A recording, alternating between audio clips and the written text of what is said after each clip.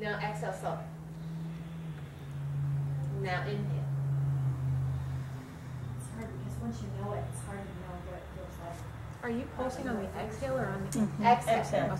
Like you're just doing exhale, exhale, and you're going to inhale, right? Kind of like a choo-choo train.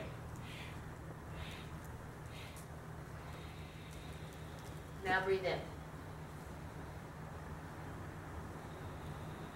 It gets a little bit like this, but I kind of liked it. I kind of saw some variety. So I will give you a report back. What do you think? What was your thought? It kind of is like a, you know, when you see pictures of horses or bulls or something, when they're breathing out of the nose, it's really, really heavy after a race, and you see the moisture. That's kind of what it. That's a good image. Yeah. Maybe that would be good. I think you have to be careful that people don't go. Yeah. Right. They start using their shoulders right. Because I think that's the first thing people might start. Right. Well, I teach it at least once, if not twice a week, so I'll let you know. Yes. So, Audrey, I also have a copy of that CD, and I tried teaching Ujjayi to my friend with that style, and she got it. And it was so beautiful because she had a smile on her face. She felt successful, but she wasn't getting the other style of teaching Ujjayi for her. So I thought we were good. Yeah, that's awesome. Yeah. When Rusty recorded that, and he said, "I'm doing the breathing exercises. They're really good." So and when I tried to teach him it, he was kind of reluctant. Well, I don't know. Audrey? Listen to her. Okay, I'm liking it. One of the questions I have is about the snoring breath, because a lot of people think snoring back. You know, when the ocean, when I heard you say ocean, like I was like, yeah, and then that felt good. Because you know, there's so much talk about. The only thing is everybody knows how to snore and nobody knows how to be an ocean. I know, just sharing about snoring. You know, Maybe we mitigate it then by saying snoring in yoga is not going to cause you to snore at night, and it's not going to be. Maybe use both. Use both. Yeah. When we were on our trip and we were snorkeling, it's exactly the same sound. When you're submerged underwater and you're doing the breathing, it sounds exact. I remember floating, going, "Gosh, this sounds just like Ujjayi breathing." Okay, there you go. If you've ever been snorkeling, it is. It is. You have to. Right. Yeah, There you go. true. Like that. Yes, ma'am. I have, when people inquire more about it, or if they're here for a short duration or going back to the Midwest or something for half the year. Just wait, will you please? Just let Christy finish, please. I will obviously recommend your DVD, because I played that over and over, the breathing section, to feel more comfortable teaching it. I've never had 100% comfort level, because, you know what I mean, it's amazing when Audrey does it. But it really, really was helpful. So I recommend your DVD, because the instructional section is really, you know what I mean, if you're by yourself and you can practice it, sometimes some of the inhibitions can, you know, roll away, you know, that kind of thing. And it, even though you're evolving it in subtle ways, it still really holds up, I think. So I'll watch that if I need a review. Yeah, that one or the pretty girl, doesn't matter. But whatever you think, because that's the thing, like I'm not attached to one way of doing it. I mean, I'm attached to the breath comes out in the same way, but it's whatever works. You know what I mean? If saying it's like a snore works, that's good. If it's saying like the ocean is like snorkeling, it's all good. And it's going to be different for everybody. So the main thing is that you develop a comfort level with teaching. So for me, it's the sound first. So we teach the sound first. And then I teach initiating movement with the sound, with the breath, and matching the movement to the breath. Because I feel like as soon as they get that feeling of the breath in their body, then we can talk a little bit about placement. So for example, if I'm teaching Ujjayi breath and I have a whole bunch of brand new people, and I watch them when they're doing it, and I see people doing this.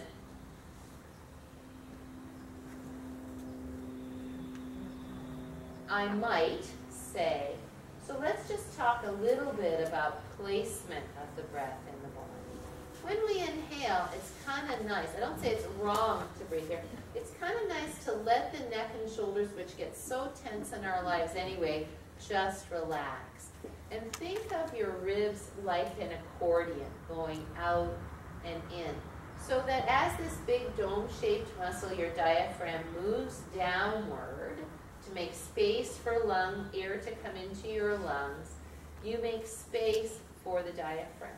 And as you exhale, as the ribs come inward like an accordion closing, all the air can come out of the lungs.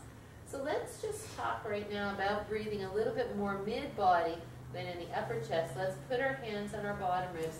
The first thing you have to say is exhale all your breath out.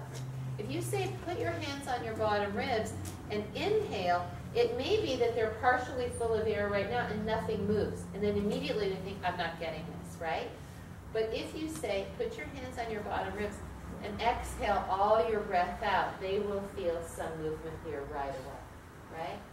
Then, gently, as you inhale, feel your ribs expand even just a little. Your fingers might move a little, maybe not much, but visualize this area like an accordion. As you exhale, feel the accordion come together, all the air out. And as soon as you do this, they stop doing this, right? You don't have to say, keep your shoulders down, although you can talk about that, and I do talk about that. But as soon as you put it here, you just have to watch that they're not doing this. When they do this, they have their shoulders up, and so you don't get the benefit. So I'll say put your whole hand flat on the side ribs with the fingers pointing in. Relax your elbows, let your shoulders relax. Now let's just, every once in a while, I'll have them put their hand on their chest and put their hands on their ribs. And I'll say your bottom hand should move more than your top hand, but I don't really like that. And there have been times when I've had people work in partners, when I'm really working on the breath, and the partner stands behind the person with their fingers here on the trapezius. And I'm just really lightly, and I'll say, when you breathe in, you shouldn't feel your shoulders rising up into your partner's fingers. And then I'll have the partner put the hands on the back ribs. And see if you can breathe the back of your body. Move your partner's ribs on the back of the hand. So those kinds of things would be good more for a breathing workshop.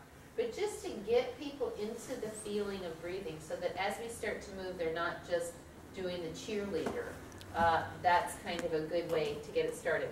So sound of breath. If we need to go to path of breath, if you see a lot of people chest breathing, do a little bit of that breathing here.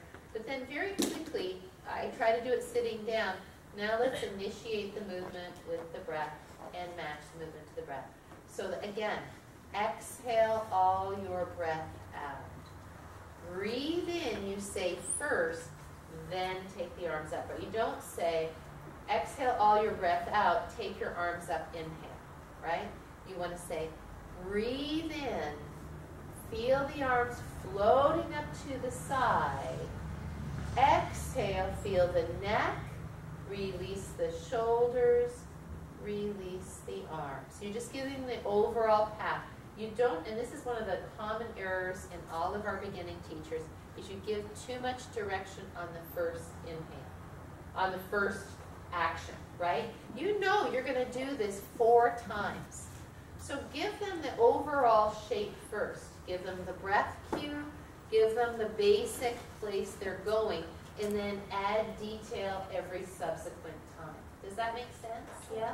Otherwise, you're going so slowly. Turn your baby fingers toward me. Make sure you breathe your ribs wide. The person is completely lost, right?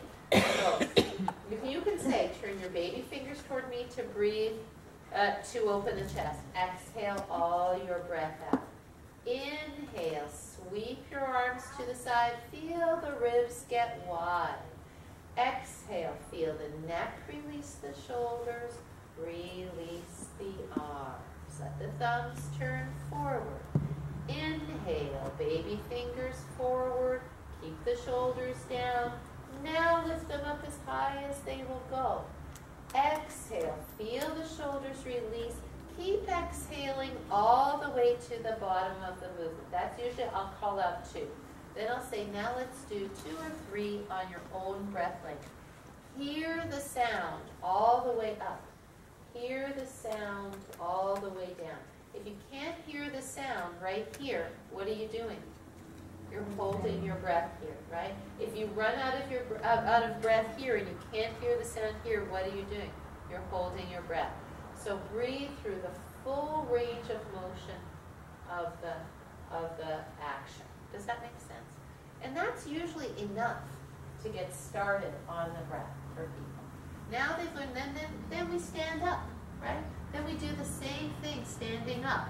And then when we stand up, as we take our arms up, we get a chance to start talking about our drawers. Now as your arms came up, did your hips come forward?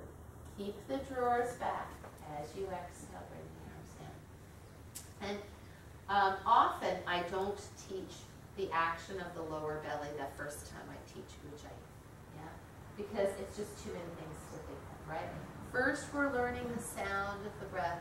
And, however, even if I've just taught that, as I'm directing palm tree or something like that, I'll say, feel the ribs breathe wide. As you exhale, feel the pelvic floor contract and the belly drawn into the spine. Because there are people in that class who've already received that direction, who already know that, and I'm cueing them, right? The people who haven't heard of that yet, it's just going by them. So it doesn't really matter if you do that. But all in one fell swoop on your first day of practice, to learn how to make the Ujjayi breath, to match movement to breath, to breathe the ribs wide, to contract the perineum, to draw the belly into the spine, that's an awful lot. And I have done that many times with people on their first day. Because it just so happens they show up on a day where most of the people are going to learn that. And so I will say, so today we're going to go over great detail on breathing, which you just happen to show up on breathing day. So you're going to get a lot of information that will become very familiar to you over time.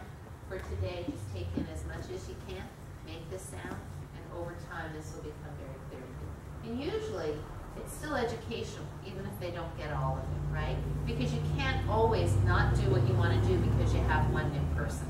So, so that said, and Mike, that's the reason that I tell people to go to Yoga One, and I'm getting not insistent, but very encouraging about people going to Yoga One, because I say, look, I know that you're very athletic, but if you go to Yoga One, you'll learn the sounding breath, you'll learn the path of the breath, you'll learn the feet positions, you'll learn the basic alignment of the poses. And then you can always add in Yoga 2 classes, because that way the teacher won't have to spend all their time helping you instead of the people who've already spent their time in Yoga 1. So that's another reason that we teach that there. And okay, so is that okay on Ujjayi? All right. Tara, I hope that wasn't just so boring for you. I gotta go. You got the thing about babies. That was good. Thanks. All right, nice. Good, because she teaches a lot of breathing, obviously. And I mean, what a great thing in pregnancy to have Ujjayi breathing. I mean, I was reading Max's book last night. You know, Max is coming, and he says, you know, the only place that we teach breathing is when women are pregnant. Oh. In life, right? No. I mean, like in life. Where does anybody learn to breathe unless they go to yoga? If they're pregnant, right? Does anybody else teach breathing? Maybe if you have a breathing issue, you go to a breathing class, right? Yeah. So, and I do, and his point was that children should learn to develop. I mean, why not? Why don't we teach children to breathe? You know, to develop that relationship, we would be dealing with a lot less stress. We'd be dealing with a lot more calming. Actually, I was researching this article that I found that was talking about, instead of time outs for kids, doing time ins. Yeah. And there was this breathing exercise that I actually tried on my son, and it worked so well. Which one? So basically, you give them an imaginary birthday cake, and you give them the practice of blowing out the candles. Oh. And so they breathe in, and they calm themselves down, and the breathing out slows the breathing, and it calms them down, and it helps them learn to self-regulate, and it really works. Yeah. In fact, I have that on our sheet about blowing out breath, because it's not really taught in yoga to breathe out through the mouth. But I know from my own personal experience, and I think I'm a pretty good breather. But if I'm crying or like really upset, and I want to stop crying, blowing out through the mouth is the best way to do it. Right? It just, because your diaphragm is doing this, your shoulder doing this. It's great calming breath. Yeah. So I actually do use that a little bit, and I use it with our students sometimes. It gets a little tricky because people want to overuse it, right? But you're absolutely right with kids. So, and he talks about Ujjayi as being breath support. And you know, I would suggest that, yes, I mean, you could blow out through your mouth and draw your belly in and create breath support. But I think that slowing down of the breath, like Mike was saying, forced inspiration, forced expiration, although we don't use the word forced, it is that. You're actually controlling the breath quite substantially with Ujjayi. He talks about, Leslie has it in the picture that he has there, that the airbag effect, right? So if you're doing a whole bunch of sun salutations and you're not breathing through your nose and getting that airbag effect, what's happening? Just for fun, stand up and try it. Let's try it 3 ways. Right? So we're not going to use Ujjayi breathing. We're just going to, I don't even know if I can. We're just going to breathe and do a half sun salutation with no Ujjayi breathing. Nose breathe. Ready? Put your hands in your heart. Breathe in. No. Then stop breathing through. No, you're Ujjayi breathing. Stop.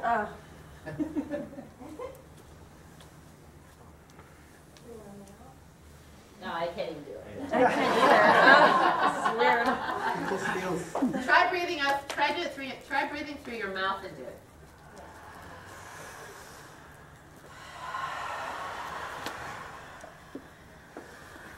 Where is your breath going on? Where's your belly going on inhale?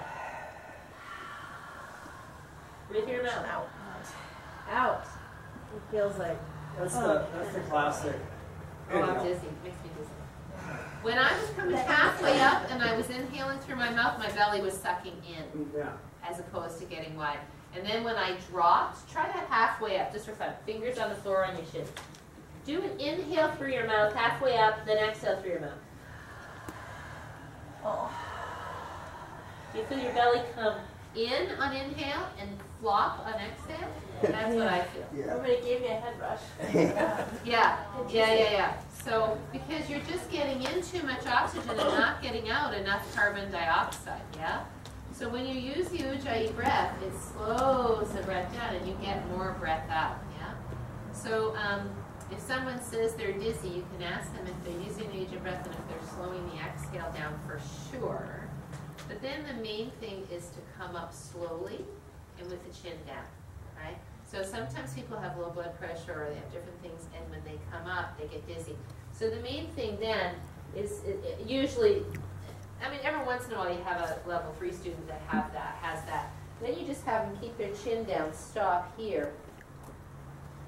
And sometimes even keeping the eyes closed when you come up with chin down to regulate. But I would suggest that somebody's a yoga 3 student that does that, they should just breathe slower. It kind of depends. But there are a lot of people that if they come up too quickly, they say, oh, you're dizzy, right? So that's why I'll do the 4 steps, you know. First, bend your knees more. Now put your hands on your thighs. Now draw your chest forward. Inhale. Use your lungs. So because then they kind of come up in stages, right? So, all right. So there you go. The Ujjayi breath and the action of the abdomen on Ujjayi breath. I don't know. Can you could Ujjayi breathe without using your belly very much, right? But we certainly want to use the abdomen. I know you'd like to practice, but we're not. So. Sign breath, we need to start every. Right. So talk about that. Sure. What is nature's intention with the sigh? Why do we? You don't even have to be taught to sigh. You learn to sigh. Think about it. We call it a cleansing breath. When I give a big sigh, Brian will go, "What's wrong?" And I'll go, "Cleansing breath." Yeah. So think about it. Someone does something that ticks you off, and you go, Release energy. You're releasing that tension, right? Or you're really happy. You got something done. You're finished with that. It's nature's stress reliever. A sigh is nature's stress reliever. So, however, just for fun, let's sigh a whole bunch.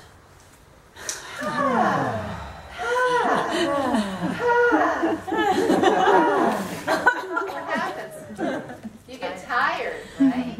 So, in fact, there's an article, I may have given it to you by Judith Lassiter. I'm reading, it might be in your pack. Did we give them that article on the importance of restraint? No. Because you go to some of these Yes. contemporary, groovy, flow yoga, vinyasa, hot yoga, and everyone's just going, it's just like, and so she wrote this article called The Importance of Restraint. I mean, like, really? It's true. Keep it together over there. Because you're really agitating yourself when you do that, right? So when we breathe slowly and control the breath, that's when the blood pressure goes down. That's when the nervous system calms. When you're doing a lot of sighing, it doesn't calm down. So we'll use a sighing breath, for example. When we do Prasarita Padottanasana, is a good time to do that. You're turned upside down. Say ha. Why do we say ha here?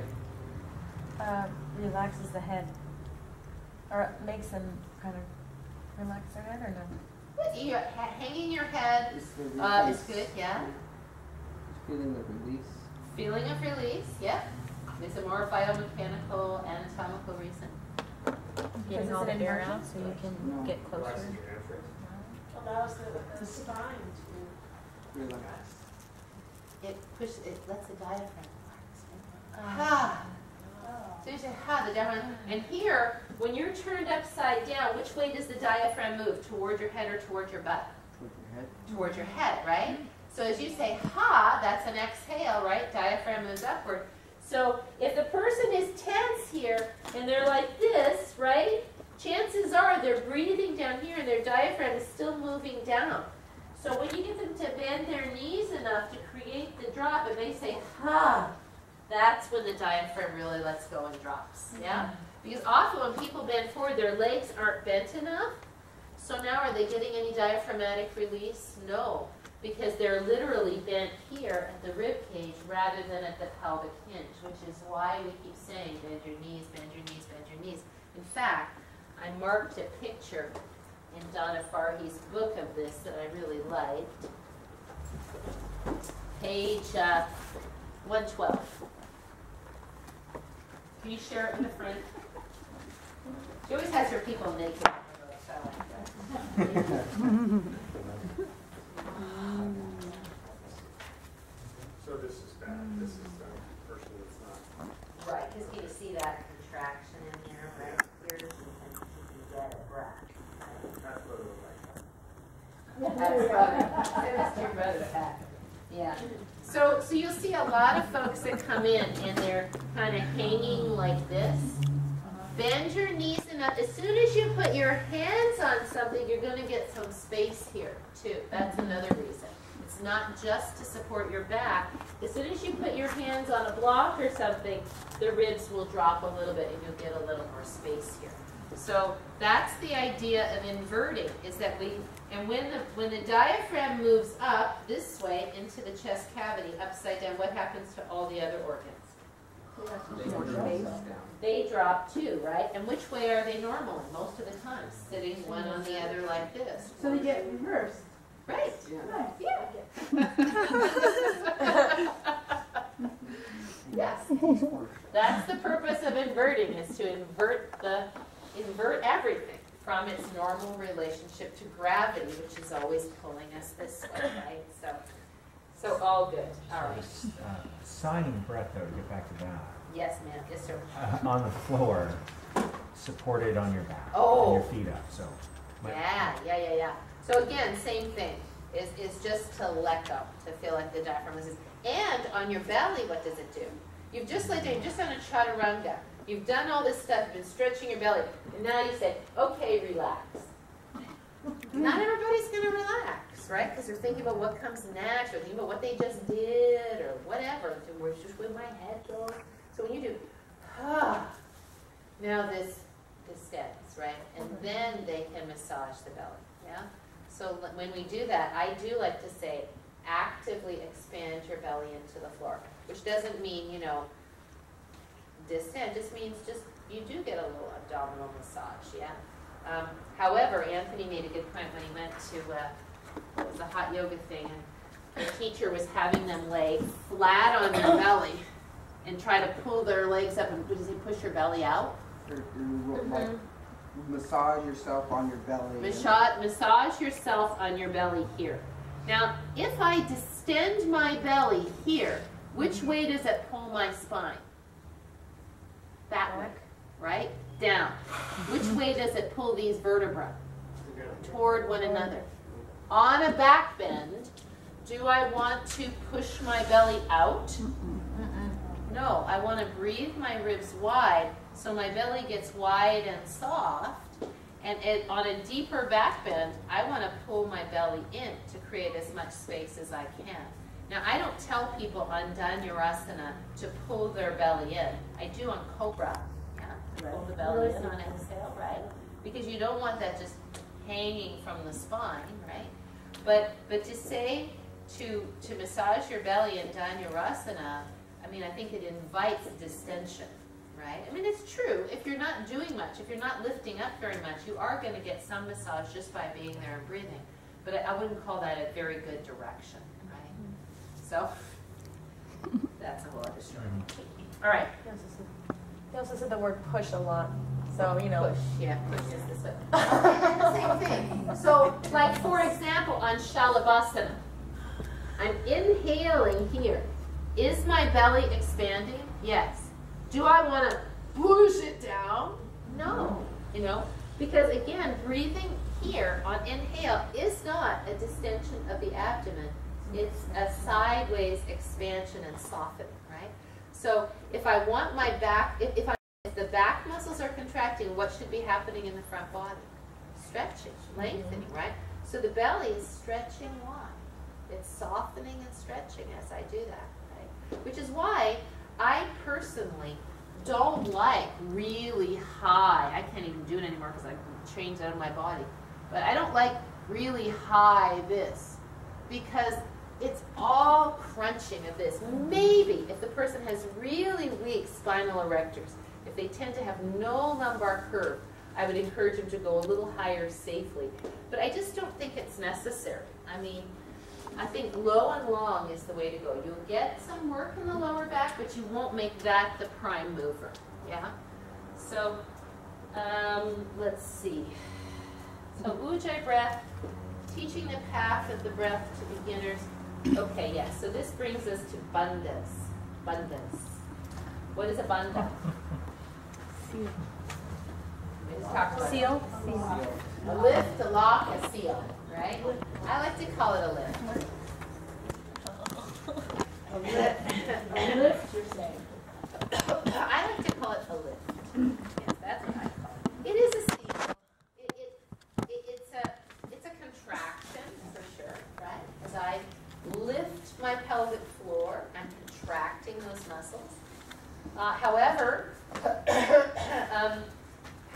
at the thoracic diaphragm, it's not a contraction, is it? It's a release, right? However, when we talk about Uddiyana Bandha, it's not the diaphragm that is lifting and locking. It's actually the belly muscles that are pulling, that push, that contract in to help send the diaphragm up. And like I like what they talk about here because they said they never heard the term that the bandhas used within movement before recently. Now it's kind of trendy to say pull your core muscles in Uddiyana Bandha, right? But the truth is it's not really Uddiyana Bandha because the bandhas are technically done after exhale when you are empty of breath. So, so that's why I don't even really talk too much about Mula Bandha. Sometimes I'll say it's a lift of the root or something. but especially Uddiyana Bandha is usually done after exhale. It's a forceful contraction of the belly muscles. So where you really feel the action of Uddiyana Bandha is when you come up on your toes, your inhale rips wide, and as you exhale, you descend the heels. Generally, you kind of run out of breath, right, as you descend the heels, and you'll feel the sense of the belly being sucked up like a syringe. That's the feeling of Uddiyana Bandha. It's not technically. So let me show you what Uddiyana Bandha looks like. Do we ever, has everybody else done?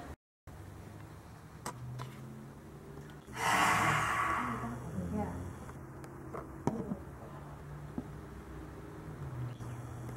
Ew. That's Uddiyana Bandha, right? So it's where you empty your breath and then you use your belly muscles without any area and you pull the belly muscles in and it shoves the diaphragm upward. If you do it too hard, if I'd stood there any longer, I would have felt strain in my heart. It wouldn't have been really good. Yeah? So, you know, we used to do this all the time. It's part of yoga. But I don't think that most people have the abdominal control to do that. So we don't do it. Did Christy, were you here when we did that? We used to do it. We have. Years ago. Not for a long time. Sometimes we do. We did that one class where I put the balls all around the belly and stuff. And Nali Kriya is moving your belly in the direction of peristalsis. So it goes like this. Just so you'll see it and you'll know.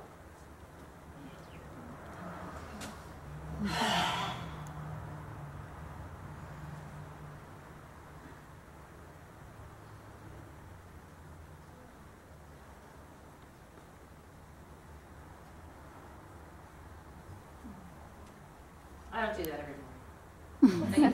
What's the purpose of it? Stimulates peristalsis. Oh, Yeah. is that the third one down listed? That's Nali Kriya. It's not even on there. Okay. Because we're not going to do it. You could be So- a belly dancer. You have such control over Yeah, those muscles. that's what it is. So now you know.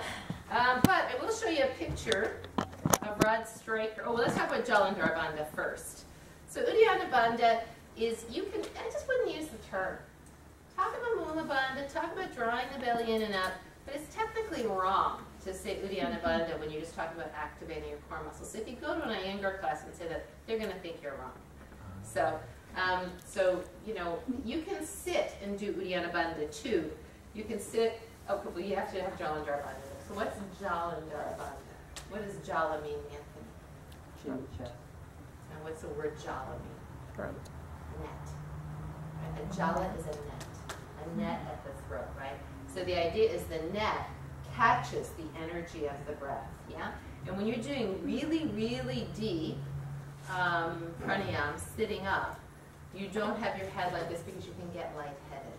So you generally retract the chin and bring the chin to the sternum so that you catch the energy here. And then you will not, you can do the deepest pranayam, you won't get lightheaded. Where does that come about in our teaching? It's just that we don't want people with their head thrown back. You'll see people sitting, learning Ujjayi breathing, and they've got their like this, right? So now we don't have optimal positioning of the hyoid bone for good breathing. We want the chin to be relatively parallel to the floor. Yeah, we don't want the throat to be stretched. And sometimes when people are doing stuff on their back, and you see them, and they're kind of like this. You know, this isn't optimal for breathing. So either the head comes back, if it's possible, or a blanket goes underneath the head. Yeah.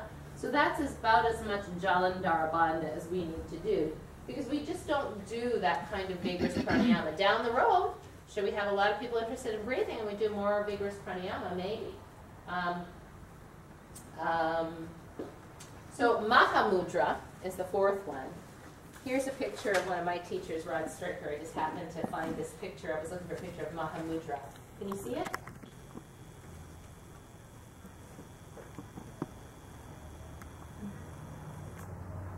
You can come and look at it if you want. So Mahamudra is called, Maha means, this pop quiz. Royal, exalted, elevated, usually elevated. The great, and mudra is a seal. Mudra is a seal, yeah, also. So Mahamudra is where you do all three at once. So you put the heel of the, I need to sit on a blanket. I'll just fake it. You sit on a blanket enough that you can get your heel in your perineum. You hold your foot. You create Jalandhara Bandha. You breathe in. No. And you create that lift here after exhale. Then you release and you do it again. Yeah? So, you know, for years we used to be taught that, oh, this will strengthen the spine and this will lengthen the spine. And really it's a process from Tantra that is said to increase sexual potency.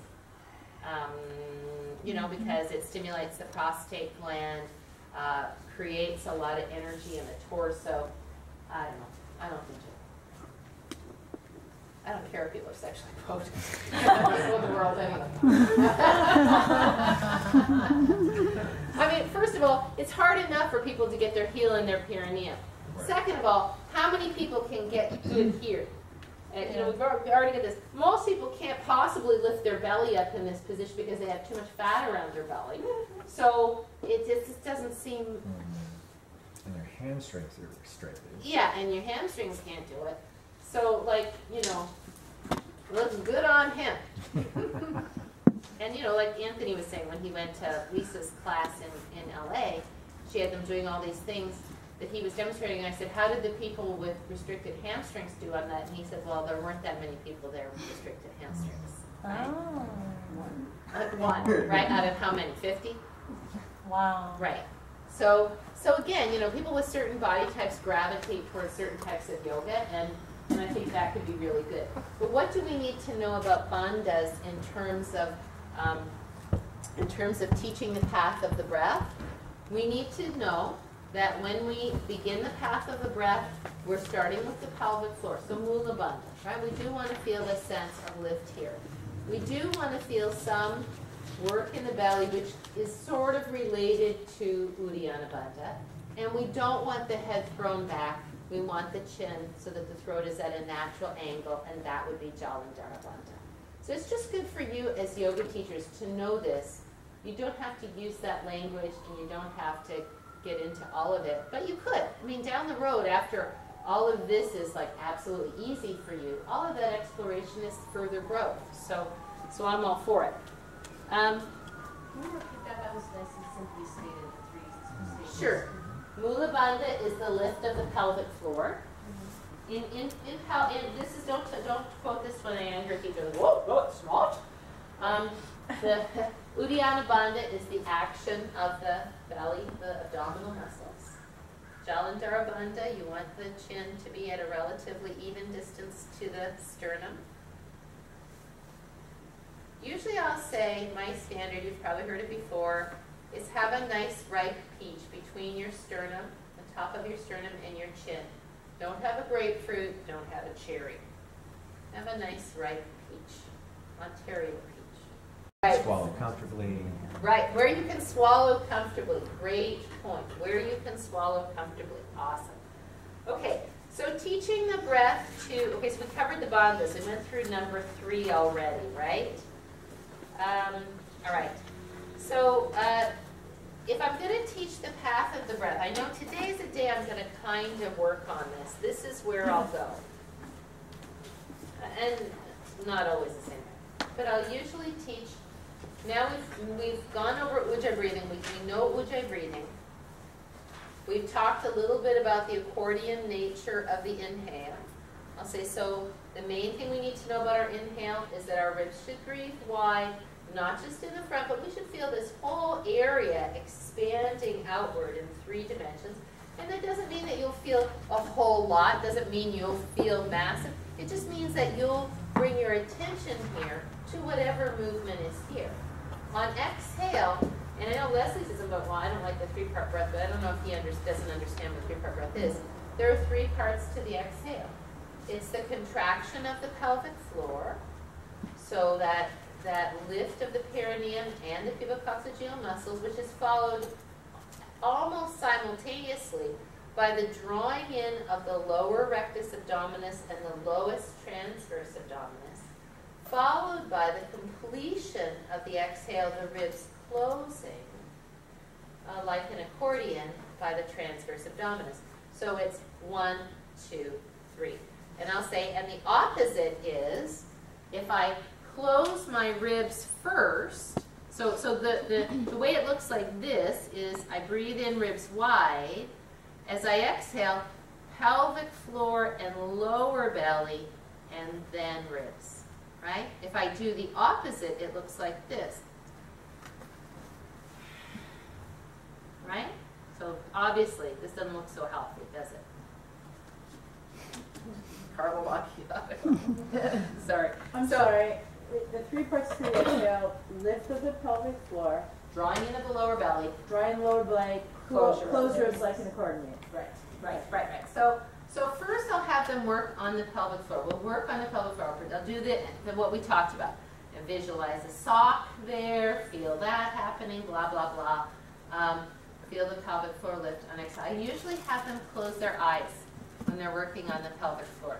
And I'll say it's because you can focus better, which is true, but it's also because they feel embarrassed like somebody might be looking at them, right? When they're using their pelvic floor. Because maybe they're going, I don't know. So I'll say close your eyes so you can really focus on this. We do that on the block. I usually do that sitting because I don't think you can teach the feeling of the pelvic floor very well lying down or standing up. So that way you've got the perineum contacting something. Then I'll say, so we'll just do that lift first. Breathe in, ribs wide. Exhale, feel like you're lifting a socket. Then I'll say, now let's add the lower belly. Let's put your hands on your lowest belly if that feels okay for you, or you can keep your hands on your thighs.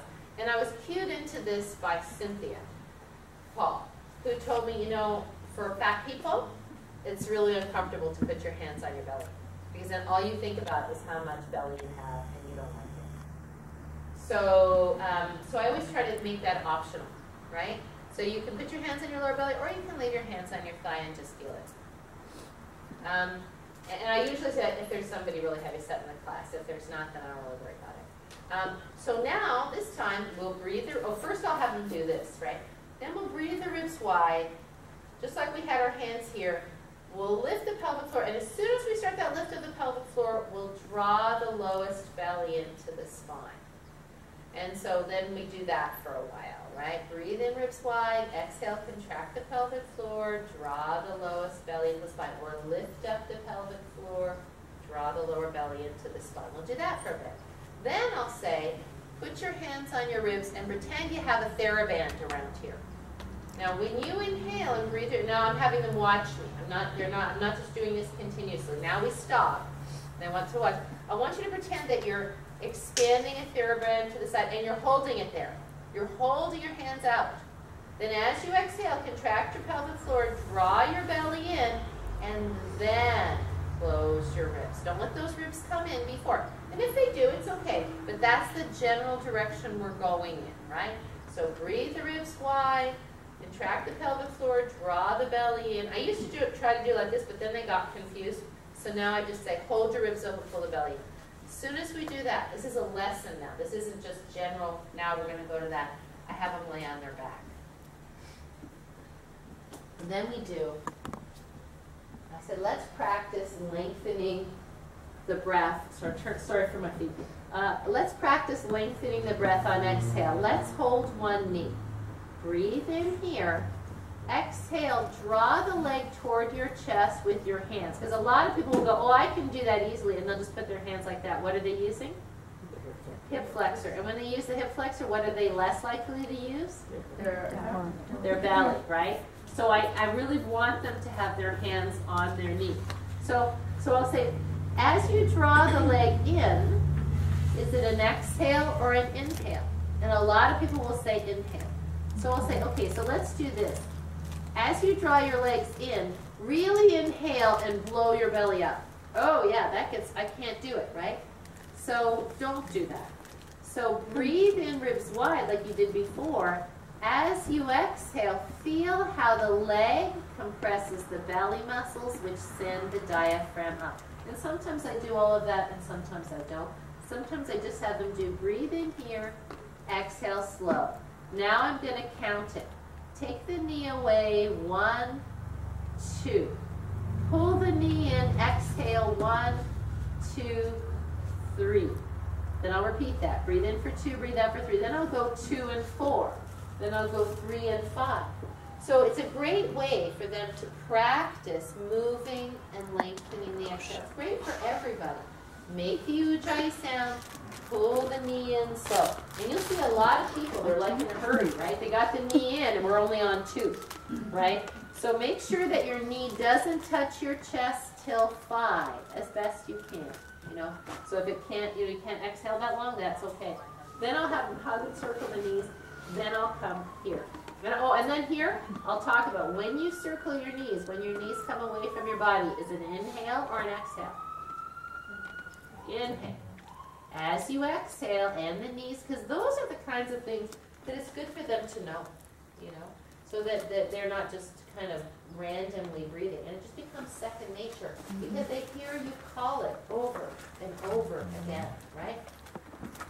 So then I'll do, I'll have them lay down, and now we'll do the same thing, but we'll do it laying down. Breathing the ribs wide, feeling the back ribs expand, feeling the front ribs expand as best you can. And then in the first one, I'll just say an exhale, feel the ribs come together. Let's only focus on the inhale, right? So we do that a little bit. Then I'll say, if it feels okay, if you want to, put your hands on your lowest belly. Pretend your hands are still on your ribs. Breathe in, ribs wide. As you exhale, pull that sock up into your body and pull your belly down to your spine. Then I'll say, we'll do that a couple times. And as they're doing it, I'll say, when you pull your belly down to your spine, do you feel your back flatten into the floor? And then I'll say, it would be good if you could feel your back flatten into the floor. At that point, I'll stop and I'll have them watch. And I'll say, so notice when I do this, that the ribs breathe wide, the belly comes down. Can you see what's going on with my pelvis? Can you see it physically moving? Like I could actually do this and not move my pelvis. And you'll notice that a lot of people don't move their pelvis when they do this. They're doing this, and that's okay. There's not that they're doing it wrong, but we want them to understand the idea of pelvic tilt for rolling bridge and all those things later. So I'll say the beauty of this is that you can lengthen the lower back here, which is normally curved, and I'll often say, don't worry, you'll still have a curve when you get up. Because somebody said to me, they went to a Pilates class, and the teacher told them they should always keep a mouse hole underneath their lumbar spine where they would flatten out their lumbar curve and they wouldn't have one anymore. That would take a lot of Pilates. I mean, maybe that's what happens if you do it too much. I don't know. But anyway, so don't worry, your lumbar curve will spring back when you get up. So I'll say, feel free as you contract the pelvic floor and draw the belly down to feel the pelvis literally rocking back, kind of like it's a chicken. I do the chicken on the rotisserie now, right?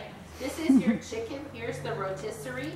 When your belly goes like this, the chicken goes forward on the rotisserie. What happens in your lower back?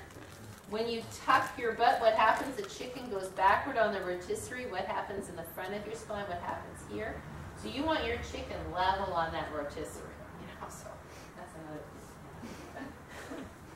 thing. I'm getting a little older and getting a little wacky. So back gets flat, belly comes down. And then I'll say, but you can also create a pelvic tilt by clenching your butt like you did with the block. Remember when you clenched your butt with the block? And that will for sure flatten your back in, but I can do that all day long and I don't have any belly action. So if we want to strengthen the core muscles, we can't breathe with our butt. And, then that's... Breathe with our butt. I don't know. It's like I have 6 jokes. I just repeat them over and over. You can't breathe with your butt. You have to use the pelvic floor and the lowest belly. Will you feel anal contraction here? Yes, you will. Will you be clenching your buttocks together and having your weight on your heels? Not. So your feet should be able to stay soft. Usually, when you grip with your butt, you press more with your heels. Yeah? So not so good, right? So we breathe wide, we pull the belly down, da-da-da-da. Now this is the opposite, and then I'll show them. So this is what you don't want to do, because a lot of people do this. I want to make sure that whoever's watching somebody can see it. If I breathe my ribs wide and I close the ribs first, watch what happens to my belly. Right? Now the belly distends, right? Because this has closed, so the diaphragm can't come up. It doesn't have any room. The only place it can go is there, right? So make sure now, then I'll say, let's lay down, let's breathe our ribs wide and hold them there. Then feel your pelvic floor contract and your belly come down before you close your ribs. Yeah? Does that make sense, everybody? Mm-hmm.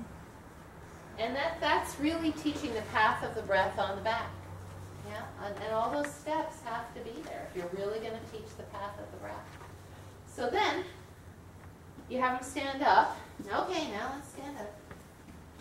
And we'll do the same thing, right? So first, if I want to use this belly at all, I first have to bring my hips back over my heels. If my hips are here, it's very hard for me to pull my belly in. Yeah? Do you want to try this, or do you? No, it doesn't matter. You can write it down. I mean, most of you have done this in my class a million times. And the other thing is, if you have people standing like this, why is this not optimal to work on the path of the breath?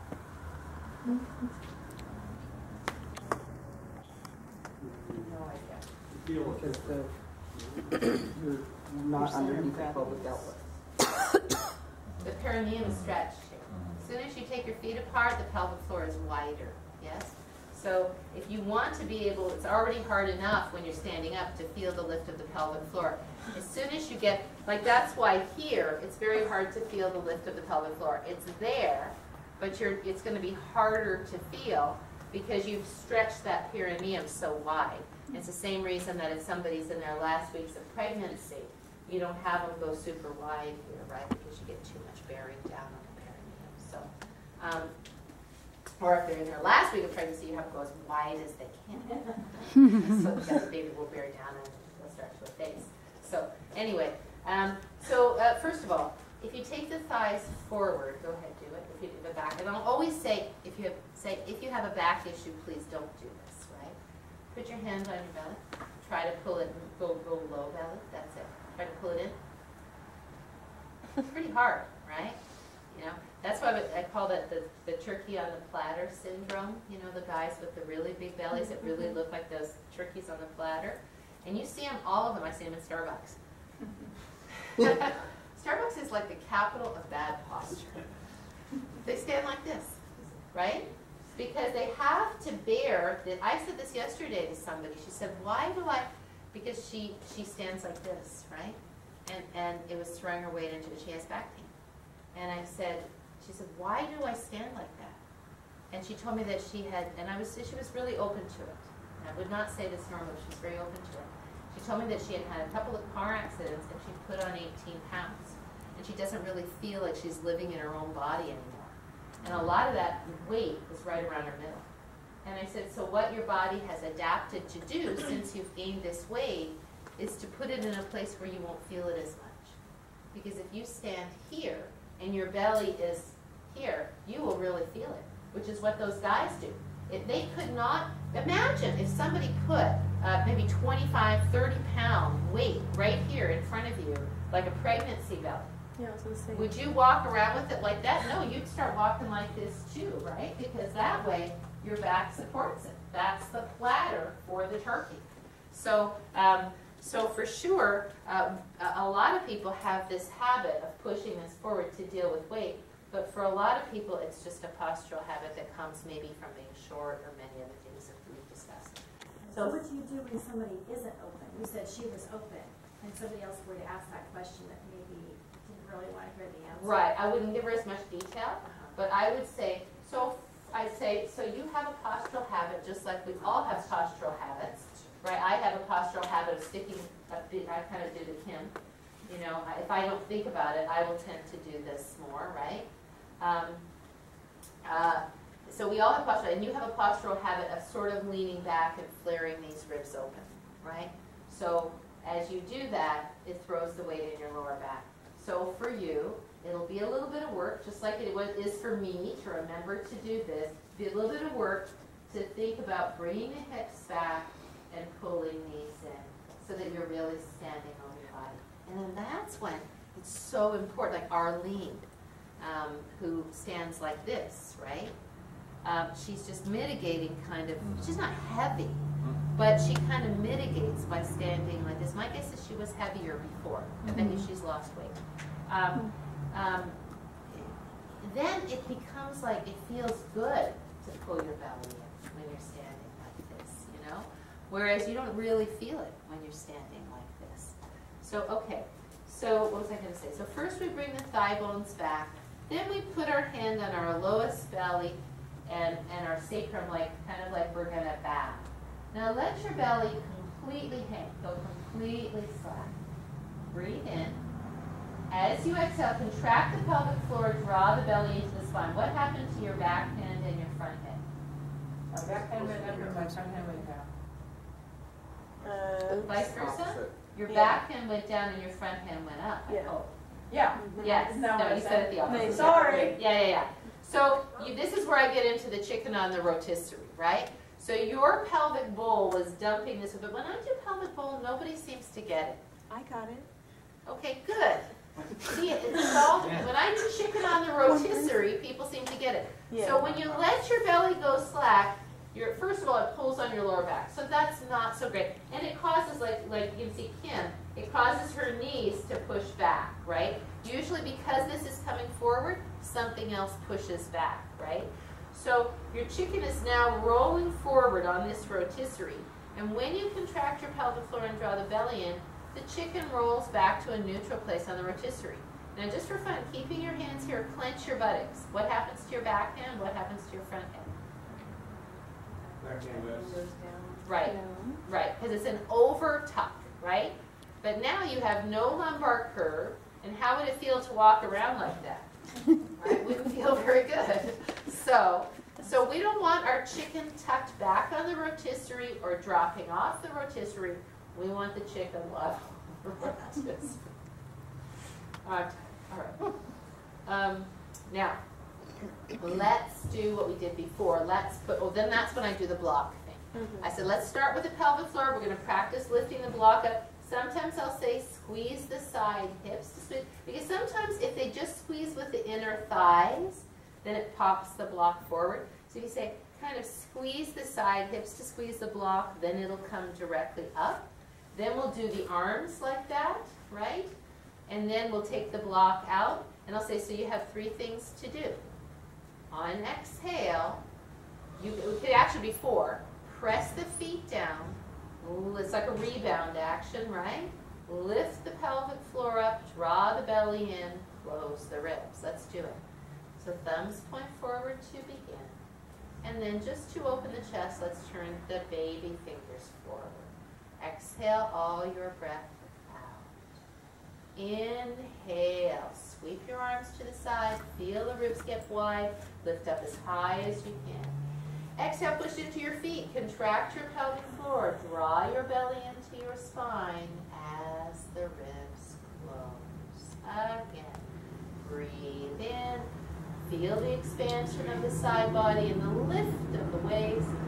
Exhale. Feel your feet press down, your belly lift up and draw in, and finish it by closing your ribs. Do that twice more on your own breath, listening to the sound of your Ujjayi breath, matching the sound to the action.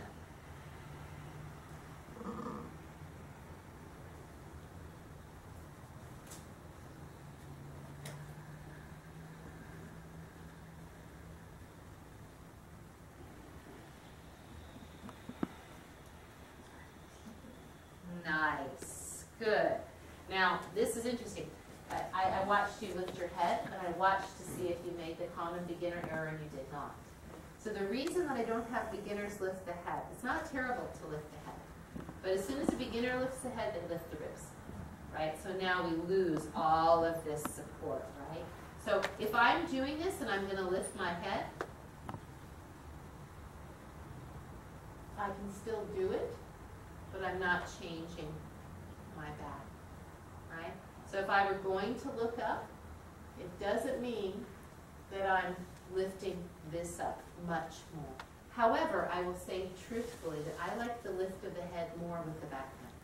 to me, it makes more sense if the body is going this way to continue the arc of the head. I'm not sure that this, and I've changed my, I used to teach it this way all the time.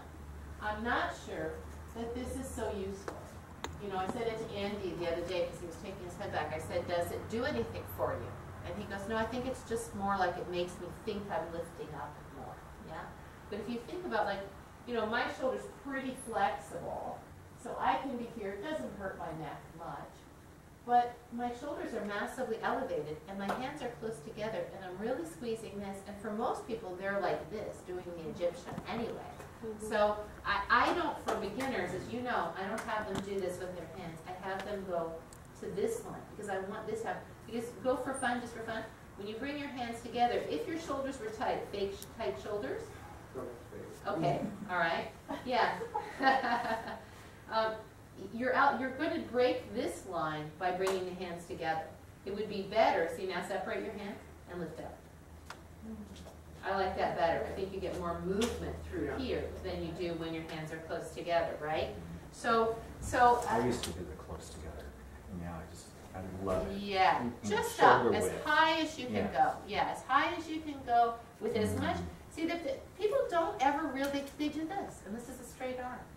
And I'll say firm the tricep to the bone. Feel your triceps hugging the bone. It's a particularly effective instruction with women who don't like to have the jiggle, Feel the tricep firming to the bone. Randy, there you go.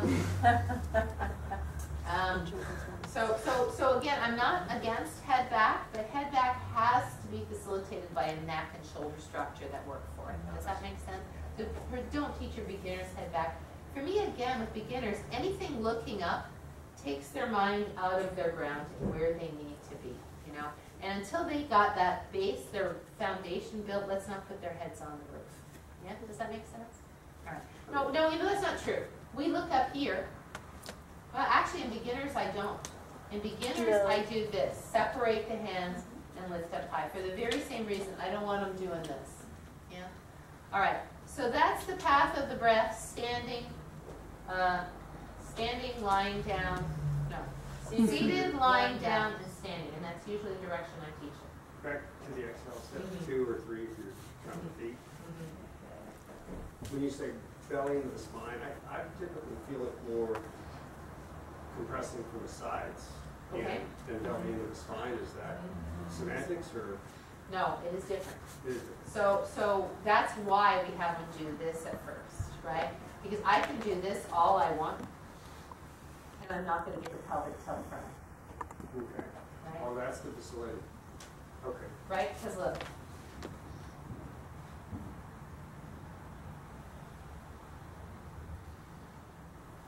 Feel my pelvis? It's different, right?